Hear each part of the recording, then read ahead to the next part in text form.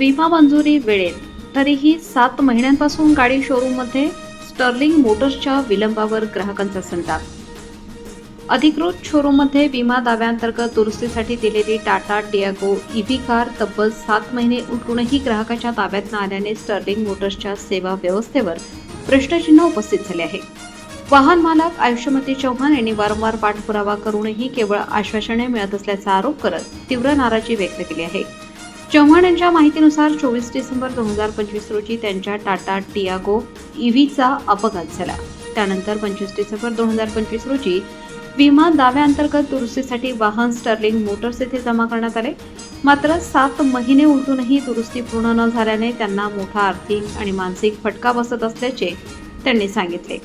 गाडी वापरात नसतानाही दरमहा कर्जाचा हप्ता भरावा लागत आहे। दैनंदिन कामांसाठी पर्यायी वाहनांचा खर्च करावा लागत असून वेळोवेळी शोरूमकडून लवकरच गाडी मिळेल अशी उत्तरे दिली जात असल्याचा दावा त्यांनी केलाय। या प्रकरणी फायनान्शियल ॲडवायझर नितीन दळवी यांनी सांगितले की विमा प्रक्रियेसाठी आवश्यक असलेल्या सर्व मंजुऱ्या वेळेत देण्यात आल्या होत्या। विमा कंपनीच्या स्तरावर कोणताही अडथळा नव्हता। मंजुरी मिळाल्यानंतरही दुरुस्तीचे काम महिने प्रलंबित राहणे ही चिंतेची बाब असल्याचे त्यांनी नमूद केले।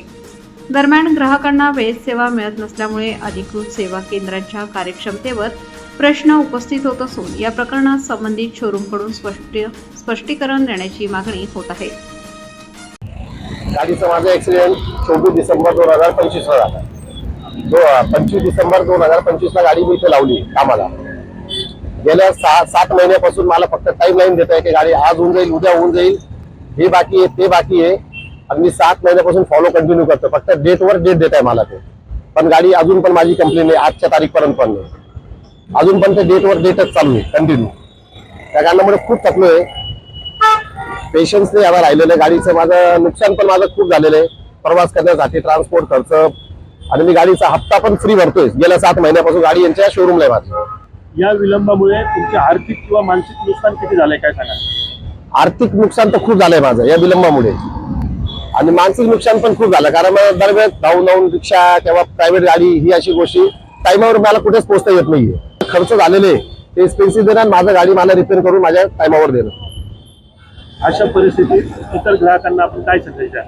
मी इतर ग्राहकांना या परिस्थितीत एवढं सांगणार, तुम्ही टाटाची गाडी घ्या पण टाटा स्ट्रगलिंग मधून नका घेऊ, कारण यांचा शब्द कुठला कमिटमेंट टाइमावर नाहीच आहे।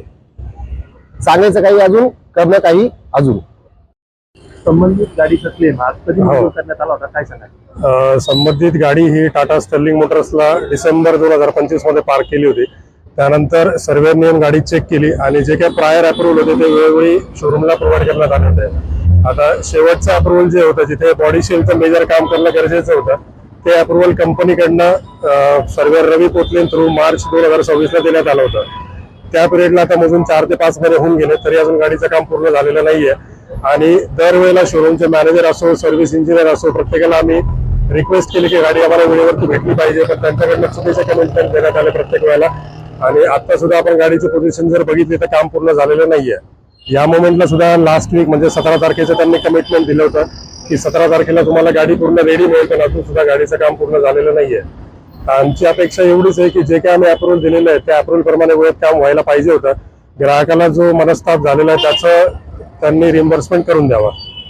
अशा प्रकरणामध्ये ग्राहकांच्या हिताच्या संरक्षणासाठी कंपनी काय करत असते काय सांगा? कंपनी ग्राहकाच्या हिताच्या संरक्षणासाठी जे काही क्लेम रिलेटेड अप्रूव्हल्स असतात ते वेळोवेळी देत असते शोरूमला, पण शोरूमकडनं जो डिले झालेला आहे त्याच्यामुळे कस्टमरला मनस्ताप होतोय।